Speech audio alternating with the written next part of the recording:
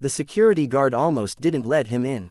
Interviews are on the 12th floor, the guard said, eyeing the little girl clinging to his hand. Not a daycare. Arman swallowed. His daughter tightened her grip. Please, he said quietly. I don't have anyone to leave her with. The guard hesitated, and that hesitation would end up changing everything. But before we get into how one desperate father walked into an interview and walked out rewriting someone else's future, take a second, because stories like this deserve to be heard. If you believe kindness and second chances still matter, make sure you like this video and subscribe. You never know who might need this reminder today. Arman hadn't always been this man, tired eyes, wrinkled shirt, shoes worn thin at the soles. There was a time when he had a stable job, a small but happy home, and a partner who made everything feel manageable. But life doesn't ask for permission before it changes everything. 2 years ago, his wife passed away after a sudden illness. Just like that, Arman became both mother and father to 5-year-old Zoya. Grief didn't come in waves, it came like a storm that never quite left. But bills didn't stop, rent didn't pause, and a child still needed food, warmth, and bedtime stories. He lost his job soon after. Not because he wasn't capable, but because he couldn't keep up. Late arrivals, emergency calls from school, days when Zoya refused to let go of his shirt because she was afraid he wouldn't come back. And so began the cycle. Interview after interview, rejection after rejection. You're overqualified, you're not consistent, we need someone fully committed. No one said it out loud, but he saw it in their eyes, you're a risk. Today felt like his last chance. He had spent the previous night ironing his shirt while Zoya slept beside him, her tiny hand resting on his arm like she was anchoring him to the world. Will you get the job tomorrow? She had asked sleepily. I'll try, he said. You always try, she replied. That's why you'll win. He smiled at that, but inside, something ached. Now, standing in the lobby of a towering corporate building, Arman adjusted his grip on her hand. The receptionist frowned when she saw them. You brought your child to an interview. I didn't have a choice. Well, this is highly unprofessional. He nodded. He had heard worse. Please just let me try. After a long pause, she handed him a visitor badge. Wait over there. The waiting area was filled with sharp suits and confident faces. People scrolled through tablets, reviewed notes, rehearsed answers in whispers. Arman sat quietly. Zoya leaned against him. Baba, she whispered, why is everyone so serious? Because they want something very badly. She thought for a moment. Like you, he smiled faintly. Yes, like me. Minutes turned into an hour. Candidates went in. Candidates came out. Some looked relieved. Others looked defeated. Finally, his name was called. Arman Khan. He stood, straightened his shirt, and looked at Zoya.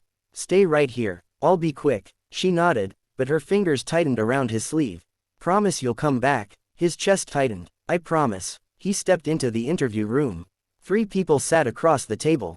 And at the center was the CEO, a man known for his sharp decisions and even sharper expectations. The interview started exactly as expected. Questions about experience, gaps in employment, commitment. Why should we hire you? One of them asked, when your situation clearly limits your availability. Arman didn't try to hide. Because I know what responsibility really means, he said.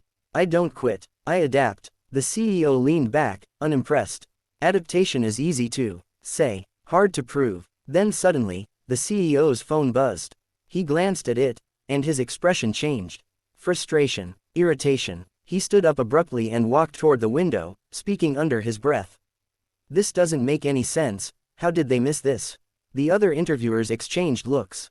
Arman noticed something on the table, a printed report. Charts, numbers, projections.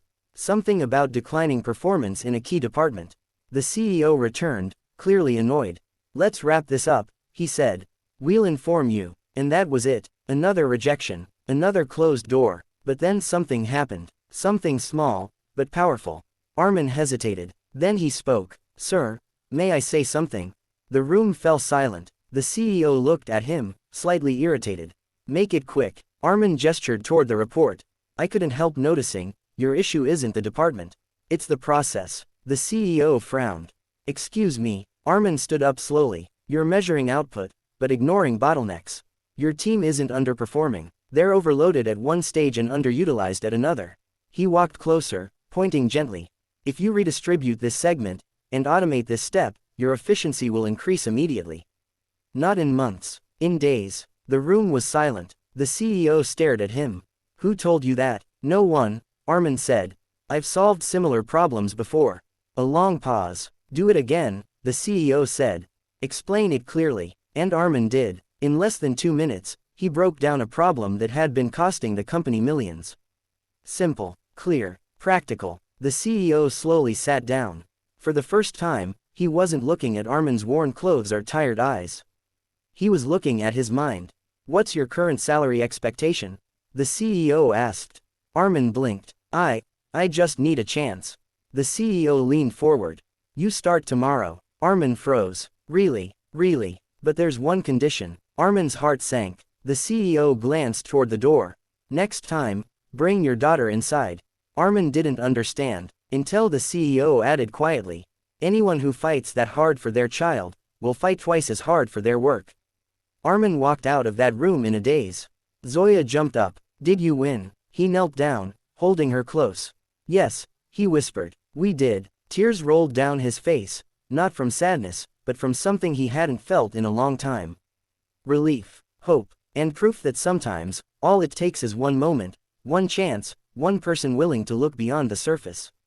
Because the world may reject you again and again, but if you keep showing up, keep trying, keep believing, your moment will come.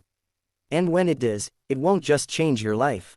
It might change someone else's too. So if this story moved you even a little, don't forget to like, share, and subscribe. Because stories like Arman's aren't just stories. They're reminders that strength doesn't always look strong. That struggle doesn't mean failure. And that sometimes, the people we underestimate are the ones who solve everything in seconds.